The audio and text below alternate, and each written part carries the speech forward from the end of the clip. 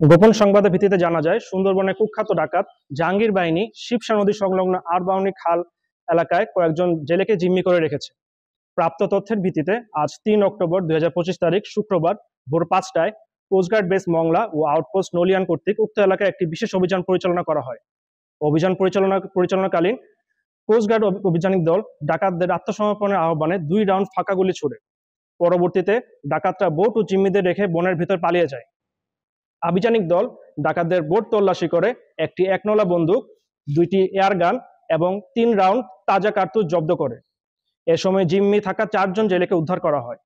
উদ্ধারকারী জেলেদের জিজ্ঞাসাবাদে জানা যায়, জাহাঙ্গীর বাহিনী সদস্যরা তাদের ১০ দিন ধরে জিম্মি করে রেখে মুক্তিপণ আদায়ের উদ্দেশ্যে নির্যাতন করেছিল। উদ্ধারকারী জেলে এবং জব্দকৃত অস্ত্র ও গোলাবারুদ পরবর্তী আইনানুগ ব্যবস্থা গ্রহণের কার্যক্রম প্রক্রিয়াধীন রয়েছে। সুন্দরবনকে দস্যুমুক্ত রাখতে বাংলাদেশ কোস্টগার্ড ভবিষ্যতেও এ ধরনের অভিযান অব্যাহত রাখবে।